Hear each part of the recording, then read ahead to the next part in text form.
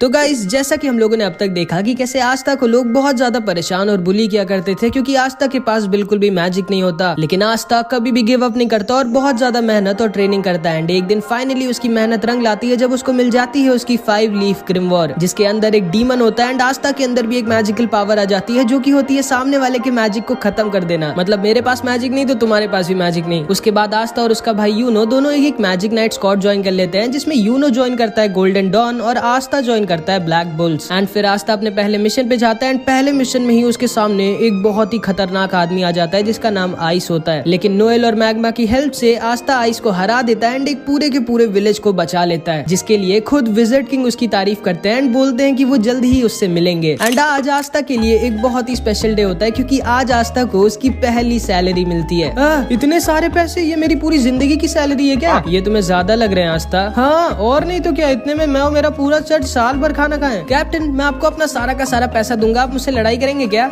नहीं कैप्टन, मैं अपनी छोटी बहन मारी से मिलने जा रहा हूँ। जाओ, मैं तो ढेर सारा खाना खाऊंगी। हाँ बस फटना मत, कुछ तो बोलो। इतना तो मैं दान दे दिया करती थी, जो मिला उस पे खुश रहो, समझी? ज्यादा उड़ो मत। मेरे प्यारे आस्था, तुम अपनी पहली सैलरी से क्या करने वाले हो? डेट पे चलोगे क्या मेरे साथ? नहीं, मैं अपने सारे पैसे वापस चर्च भेज दूंगा और थोड़ा दूर हट के बात कर सकती हैं आप मुझसे? ओए आस्था, बहुत अच्छे, तुम्हें अपना सारा का सारा पैसा घर भेज देना चाहिए, बहुत अच्छा कर रहे हो। हमें अपनी फैमिली के बारे में कभी नहीं भूलना चाहिए और उनका भी ख्याल रखना चाहिए। आप भी अपना सारा पैसा वापस भेजते हैं क्या मैग्मा सेंपाई? नहीं, मैं तो जुआ लड़ने जा रहा हूँ। कैसा आदमी है ये? आस्था देखो, वापस घर पैसे भेजना अच्छी बात होती है, लेकिन सारे पैसे भेजने की क्या जरूरत है? थोड़ा बहुत अपने लिए भी रख लो। लेकिन मैं करूंगा क्या इन पैसों का? मेरे साथ शॉपिंग चलो और क्या। उसके बाद आस्था, नोएल और वेनेसा कीका टाउन जा रहे होते हैं शॉपिंग करने। आस्था, मुझे पकड़ना मत। ठीक है, मैंने कहा था मुझे पकड़ना मत गधे। असल में इतनी तेज हवा चल रही थी कि आस्था को लगा नोएल कह रही उसे पकड़ लो। इसके बाद हम देखते हैं आस्था, नोएल और वेनेसा तीनों कीका टाउन आ जाते हैं। एंड आज भी आस्था इधर जिधर देख रहा होता है उसको मैजिक ही दिख रहा होता है। एंड उसे वहाँ पे चार्मी भी दिखती है जो मस्त ठूस रही होती है। इतना सारा खाना जाता किधर है? एंड इधर हमेशा की तरफ फिनरल एक लड़की को छेड़ रहा होता है जो इसको बजा देती है। नोएल फिर से सोचती है कैसे पागलों की टीम में हूँ मैं। उसके बाद ये तीनों ब्लैक मार्केट में जाते हैं जहाँ पर इन्हें सेक्के मिल जाता है। ओए सेक्के, याद हूँ मैं तुम्हें, मैंने तुम्हारी बैंड बजाई थी। हाँ नहीं, मतलब नहीं याद हो, कौन हो तुम? लेकिन तभी इन लोगों के पास एक बूढ़ी औरत का एक आदमी सामान चोरी कर भागने लगता है एंड आस्था उसके पीछे भागता है। ये दोनों इस बूढ़ी औरत के पास जाकर इससे कहते हैं, आप चिंता मत करिए, आस्था के रहते वो आपका सामान लेके भाग नहीं पाएगा। आस्था के नहीं, मेरे रहते मेरी मैजिक बाइक से कोई भी नहीं भाग सकता। चिंता मत करो क्यूटीज, मैं अभी इस बूढ़ी औरत का पर्स लेके आता हूँ।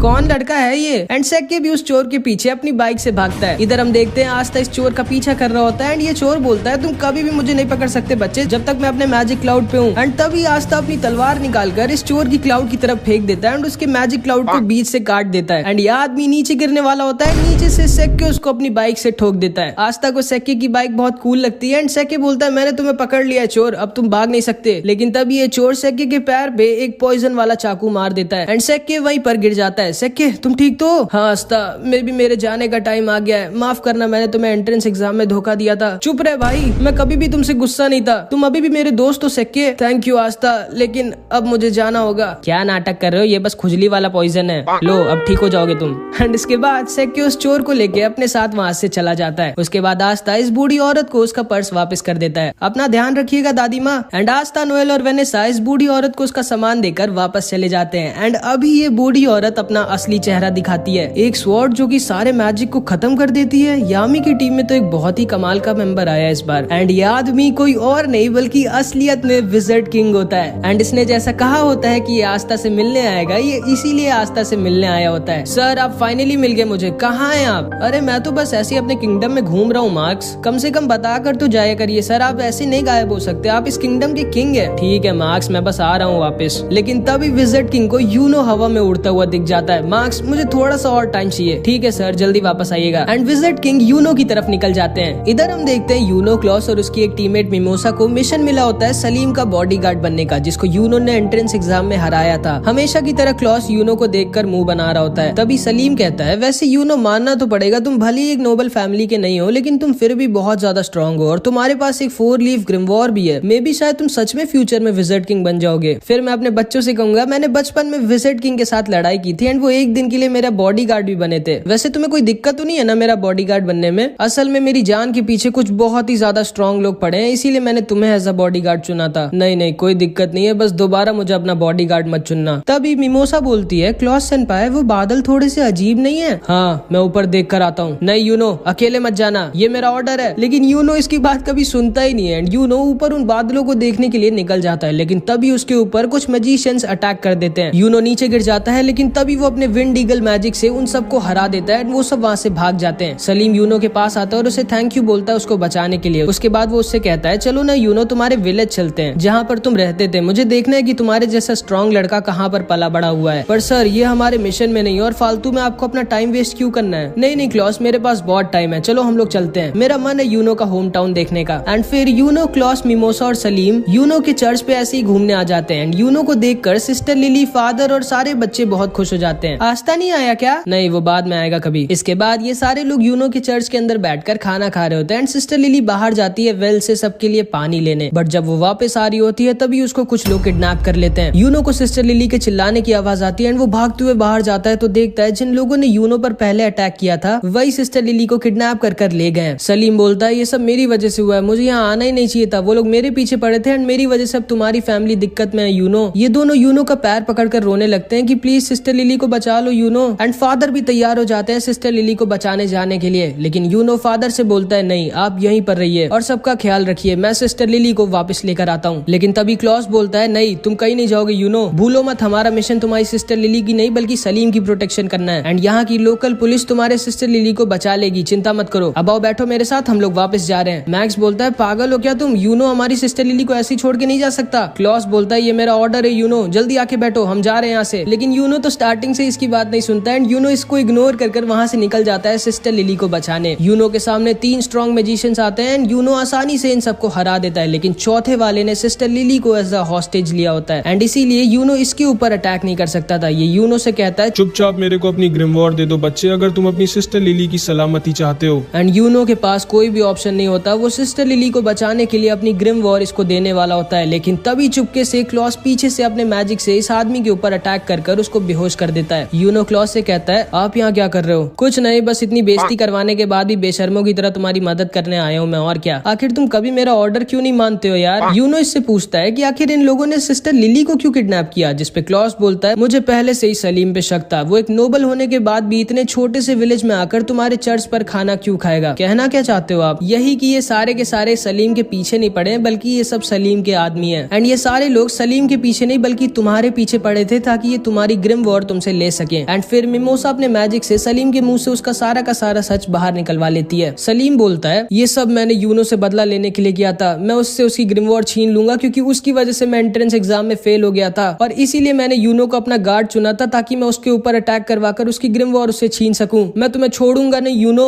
जिसको सुनकर सिस्टर लिली गुस्सा हो जाती है एंड सलीम को एक वाटर पंच मारकर सुला देती है एंड सलीम का प्लान पूरी तरह से फेल हो जाता है। चलो ठीक है, अब तो तुम लोग पकड़े ही जा चुके हो, अब ये बताओ तुम लोगों का लीडर कहाँ छुपा बैठा है। लेकिन इन सबको पता ही नहीं होता है कि इनका लीडर कहाँ पर है क्योंकि इनके लीडर को पहले ही विजिट किंग ने पकड़ लिया होता है एंड वो फर्स्ट विजिट किंग के स्टैचू के सामने मस्त लेट कर आराम कर रहे होते हैं। आप कहाँ है सर? जानते हैं कितना काम बचा हुआ है और आप यहाँ मजे में सो रहे हैं? आ रहा हूँ बाबा आ रहा हूँ। एंड इसके बाद यूनो और सारे लोग दोबारा से चर्च में हंसी खुशी खाना खाते हैं, फिर वो सब वापस निकल जाते हैं। अगले दिन विलियम यूनो की टीम की तारीफ करता है, मुबारक हो विजिट किंग ने तुम लोगों की तारीफ करी है एंड हमें सलीम की नोबल फैमिली के खिलाफ और भी कई गंदे कामों के लिए सबूत मिल गए एंड अब हम सलीम की फैमिली के ऊपर स्ट्रिक्ट एक्शन लेंगे। सर आप पहले से जानते थे कि ये सब हम लोगों के साथ होगा? हाँ, और इसीलिए मैंने यूनो को अकेला नहीं बल्कि तुम दोनों को इसके साथ भेजा था। अब जाओ आराम करो, तुम लोगों ने अच्छा काम किया। एंड फिर ये तीनों वापस जाने लगते हैं। क्लॉस यूनो से बोलता है यूनो अगली बार तो मेरी बात मानोगे ना?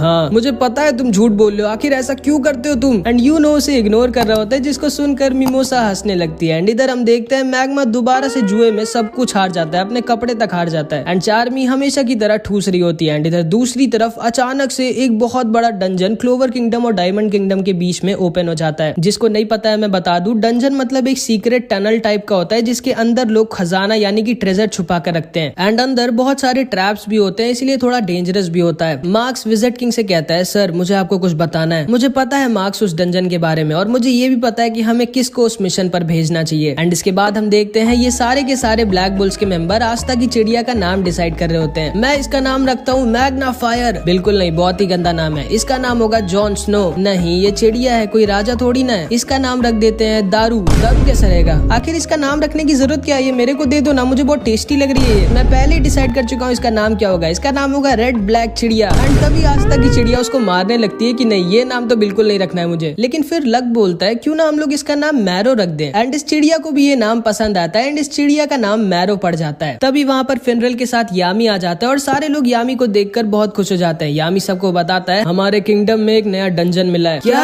एक नया डंजन? वाओ, एक नया डंजन। लेकिन वो होता क्या है? जब तुम्हें पता ही नहीं है डंजन क्या होता है तो तुमने वाओ क्यों बोला? बस ऐसे ही। और ब्लैक बुल्स को जाना है उस डंजन को एक्सप्लोर करने। यामी सर, मैं जाना चाहूंगा। हाँ आस्था, तुम्हें जाना ही पड़ेगा क्योंकि विजिट किंग खुद चाहते हैं कि तुम जाओ। क्या विजिट किंग? लगता है विजिट किंग सर को मैं बहुत ज्यादा अच्छा लगने लगा हूँ एंड ऐसे ही चलता रहा तो अपने बाद वो मुझे विजिट किंग बना देंगे। याहू। नोएल, तुम भी आस्था के साथ जाओ, ये एक अच्छा एक्सपीरियंस होगा तुम्हारे लिए। और हाँ, तुम दोनों के साथ जाएगा लक। इन दोनों का ख्याल रखना। ठीक है सर, लेकिन वहाँ पर हम पर कोई अटैक तो करेगा ना हमें जान से मारने के लिए? नोएल मन में सोचती है नहीं, इस पागल के साथ नहीं जाना चाहती मैं जिसको लड़ाई से ज्यादा कुछ नहीं पसंद है। लेकिन आखिरी में ये तीनों फिनरल के साथ उस डंजन के पास आ जाते हैं जिसे इन लोगों को एक्सप्लोर करना है और उस ट्रेजर को ढूंढना है जो इसके अंदर छुपा हुआ है। आस्था, नोएल और लक उस डंजन के अंदर घुस जाता है एंड नोएल को बहुत ज्यादा डर लग रहा होता है। नोएल ध्यान से चलना, गिरना मत। चुप रहो गधे, मुझे मत सिखाओ। भूलो मत मेरा नाम है नोएल सिल्वा, सिल्वर फैमिली की। मैं नहीं गिरूंगी। एंड तभी नोएल फिसल के गिर जाती है एंड उनके लैंप को तोड़ देती है। लेकिन इस लक को अंधेरे में भी दिखता है एंड उसके साथ ये लोग डंजन के अंदर आ जाते हैं जहाँ पे लक अपने आप ही सारे के सारे ट्रैप्स फोड़ रहा होता है मजे के लिए एंड आस्था सबको खत्म कर रहा होता है। एंड लक अपने मैजिक से पूरे के पूरे डंजन को स्कैन मारता है एंड तभी उसे पता चलता है कि उन लोगों को कोई चुपचाप देख रहा है, वो लोग यहाँ पर अकेले नहीं है। एंड लक आस्था नोएल से कहता है तुम लोग अपना ध्यान रखना, ठीक है, मैं बस 1 मिनट में आया। एंड वो अपने मैजिक से उस आदमी के पीछे निकल जाता है जो उन लोगों को चुपचाप देख रहा था। ये कहाँ चला गया हम दोनों को यहाँ पे अकेला छोड़ के? मुझे पहले से ही पता था यामी सर गलत कर रहे हैं इसको हमारे साथ भेज के। लेकिन तभी नोएल रियलाइज करती है कि वो और आस्था तो अकेले हैं एंड नोएल को तो आस्था थोड़ा पसंद है तो वो थोड़ा शर्मा कर वहाँ से भागने लगती है। लेकिन तभी वो एक बहुत ही बड़े ट्रैप पे पैर रख देती है एंड उसके सामने एक कार्निवोरस प्लांट निकल आता है जो नोएल को पकड़ लेता है। आस्था नोएल को बचाने की कोशिश करता है लेकिन आस्था को भी वो पकड़ लेता है एंड इन दोनों को ये पेड़ खाने वाला होता है। लक इधर इस आदमी का पीछा कर रहा होता है और नोएल आस्था की जान खतरे में होती है। आस्था सोचता है कि वो क्या करे, उसे जल्दी कुछ करना होगा वरना ये दोनों मारे जाएंगे। लेकिन तभी पीछे से कुछ अटैक्स आते हैं जो आस्था और नोएल को बचा लेते हैं और उस प्लांट को भी खत्म कर देते हैं। नोएल सोचती है कि आखिर इतना स्ट्रॉन्ग अटैक किसका है। फिर इधर हम यामी को देखते हैं जो कहता है अच्छा हाँ याद आया, मैं तो आस्था को बताना ही भूल गया कि उसके साथ कुछ गोल्डन डॉन के मेंबर्स भी रहेंगे। एंड अब तो तुम लोग समझ गए होगे कि आस्था को कौन आया होगा बचाने। जी हाँ, कोई और नहीं, उसका भाई यूनो। हमारा हिसाब बराबर हुआ आस्था, तो तुम हो यूनो और ये दोनों नीचे आकर आस्था और नोएल से मिलते हैं। क्लॉस बोलता है हाँ, मुझे लगा ही था इतने वीक से ट्रैप में ब्लैक बुल्स जैसी बेकार स्क्वाड का ही कोई मेंबर फंसा होगा। ये आपके चेहरे पे कुछ लगा है, मुंह नहीं धोया क्या आपने? ओए लड़के, तमीज से बात करो मुझसे, मैं गोल्डन डॉन का सीनियर मेंबर हूँ, मेरा नाम है क्लॉस और मैं एक नोबल फैमिली से हूँ। तुम्हारी हिम्मत कैसे हुई मुझसे ऐसे बात करने की? एंड इधर मिमोसा नोएल से मिलती है एंड ये दोनों बहनें होती है एंड इन दोनों की बिल्कुल भी नहीं पटती आपस में। हाँ, कैसी हो नोएल, तुम्हें तो काफी दिक्कत हो रही होगी, मैंने सुना है ब्लैक बुल्स के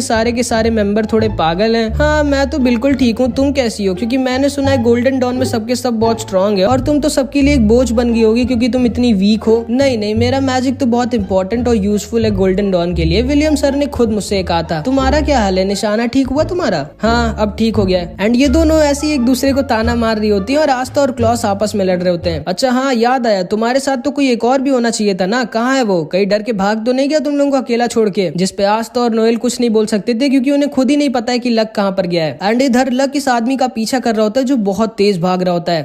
यही एक्सपेक्ट किया जा सकता है ब्लैक बुल्स जैसी बेकार स्क्वाड से जिनका कैप्टन खुद किसी काम का ना हो, बस पूरा दिन सिगरेट पीने और जुआ लड़ने के अलावा कुछ करता ना हो। उसकी टीम से क्या ही एक्सपेक्ट किया जा सकता है। ओए चश्मेश, ज्यादा बोल मत, देखना ब्लैक बुल्स तुम्हारी स्क्वाड से पहले इस डंजन के ट्रेजर को ढूंढेगी।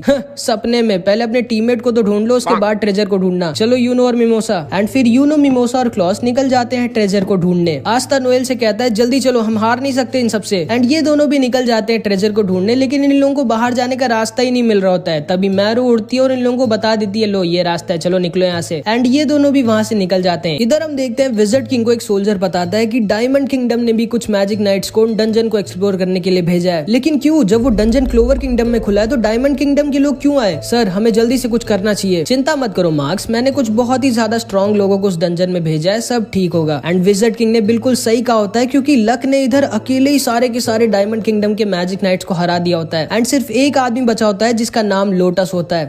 तो मैं देख सकता हूँ तुम काफी स्ट्रांग हो बच्चे, तुमने तो अकेले ही मेरे सारे के सारे चेलों को हरा दिया। हाँ, लेकिन तुम्हारे चेले बहुत वीक थे, तुम तो स्ट्रांग हो ना, क्योंकि मैं अभी किसी स्ट्रांग आदमी से लड़ने के लिए मर रहा हूँ। हाँ, मैं स्ट्रांग तो हूँ, लेकिन मैं यहाँ से भाग रहा हूँ क्योंकि मेरा लड़ने का मन नहीं अभी। लेकिन तभी लक इसके ऊपर अटैक कर देता है एंड लोटस अपना मैजिक दिखाता है, जो कि होता है स्मोक मैजिक। तो तुम्हारे पास लाइटनिंग मैजिक है एंड तुम्हारी रोप से मुझे पता चल रहा है कि तुम ब्लैक बुल्स के मेंबर हो। मैं बता दूं कि मैं आज तक सिर्फ एक आदमी से ही फाइट में आ रहा हूँ, जो कि तुम्हारा कैप्टन यामी है। कोई बात नहीं, आज तुम दूसरी बार हारोगे, अब आओ लड़ो ना मुझसे। लेकिन तभी अचानक से लक को कुछ अजीब सा लगता है। लगता है मेरे पॉइजन ने असर दिखाना स्टार्ट कर दिया। असल में इस पूरे टाइम लोटस हवा में अपनी मैजिक से एक पॉइजन रिलीज कर रहा होता है, जिससे सामने वाले की स्पीड बहुत ज्यादा कम हो जाती है और सामने वाले को चक्कर भी आते हैं। एंड उस मैजिक की वजह से लक को भी चक्कर आने लगते हैं एंड वो वहाँ पर गिर जाता है। अब तुम आराम करो बच्चे, मेरे पास बहुत काम है, मुझे अपने लीडर को भी ढूंढना है। एंड ये कह के लोटस वहाँ से जाने लगता है, लेकिन तभी लक दोबारा से इसके ऊपर अटैक कर देता है एंड इस बार वो पिछली बार से भी ज्यादा फास्ट होता है। कैसे? आखिर ये बच्चा अभी भी इतना तेज कैसे है? जिस पे लक बोलता है, मेरे पास लाइटनिंग मैजिक नहीं है, मैं खुद लाइटनिंग हूँ, और तुम बिजली को कितना भी स्लो कर लो, आखिरी में वो रहेगी फास्ट ही। एंड तुम जा कह रहे हो? अभी तो हमारी लड़ाई शुरू भी नहीं हुई। एंड इधर हम देखते हैं क्लॉस, मिमोसा और यूनोस डंजन के ट्रेजर गेट के पास पहुंच जाते हैं, जहाँ पे उस डंजन का ट्रेजर रखा है। लेकिन तभी अचानक से लोटस का लीडर मिमोसा को पीछे से इंजर्ड कर देता है। कौन हो तुम? सामने से हटो मेरे। इस लड़के का नाम मार्स होता है एंड ये डायमंड किंगडम का प्रिंस होता है एंड ये बहुत ही ज्यादा स्ट्रांग होता है, आइस से भी ज्यादा स्ट्रांग। एंड इसके पास डायमंड मैजिक होता है। मिमोसा अपने आप को हील करने लगती है। यूनो और क्लॉस साथ में से लड़ रहे होते हैं, लेकिन ये अकेला इन दोनों पर भारी पड़ रहा होता है। क्लॉस यूनो से बोलता है, यूनो जल्दी मिमोसा को लेकर यहाँ से निकलो, मैं इसको रोक कर रखता हूँ, लेकिन आप अकेले इसके सामने नहीं टिकोगे, ये बहुत स्ट्रांग है। मैं जानता हूँ इसके सामने मैं नहीं टिकूंगा, ना तो हम दोनों साथ में इसके सामने टिकेंगे, लेकिन अभी हमें मिमोसा को बचाना होगा। तुम जल्दी से मिमोसा को यहाँ से लेके निकलो और वापस बैकअप लेके आना। हम इस डंजन के ट्रेजर को डायमंड किंगडम के हाथ में नहीं लगने दे सकते। मैं एक डिकॉय की तरह इसको रोक कर रखता हूँ, तुम जल्दी जाओ और बैकअप लेके आना। लेकिन यूनो फिर से इसकी बात नहीं सुनता और कहता है, नहीं, हम लोग एक टीम बनकर आए थे और हम लोग जाएंगे भी एक टीम बनकर। लेकिन मैं बता दूं कि यूनो अभी इसको अकेला नहीं हरा सकता, क्योंकि ये बहुत ही ज्यादा स्ट्रांग है। एंड इधर हम देखते हैं कि इस आदमी ने धोखे से लक को पकड़ लिया होता है। ठीक है बच्चे, अब तुम्हारा मरने का टाइम आ गया है। एंड आस्था और नोएल भी इधर ट्रेजर को ढूंढ रहे होते हैं। एंड इसके बाद जो हुआ वो बहुत ही ज्यादा शॉकिंग था, जो कि हम अगले पार्ट में देखेंगे। इस पार्ट में इतना ही। आई होप कि तुमको ये वीडियो अच्छी लगी होगी। नेक्स्ट पार्ट में तब अपलोड करूंगा जब इस वीडियो पे 200 कमेंट्स आ जाएंगे, तो कुछ भी कमेंट जरूर से कर देना। और हाँ, 15 के सब्सक्राइबर होने की खुशी में मैं एक छोटा सा गिव अवे कर रहा हूँ, जिसमें तुम सब लोगों में से कोई एक जीत सकता है ये must see anime T shirt. And इसको जीतने के लिए तुम लोगों को कुछ नहीं करना है, बस मैंने अपने इंस्टाग्राम की लिंक को डिस्क्रिप्शन और कमेंट बॉक्स में दे दिया है। तुम लोगों को बस मुझे इंस्टाग्राम पे फॉलो करना है और मुझे कुछ भी मैसेज कर देना है, ठीक है। एंड ठीक 10 नवंबर को 12 बजे मैं लाइव पे एक विनर डिसाइड करूंगा एंड उसको मिलेगी ये एनिमे टी शर्ट। तो अगर तुम इंडिया से हो तो इस गिव अवे में पार्ट जरूर लेना। इस वीडियो में इतना ही, मिलते हैं अगली वीडियो में, बाय बाय।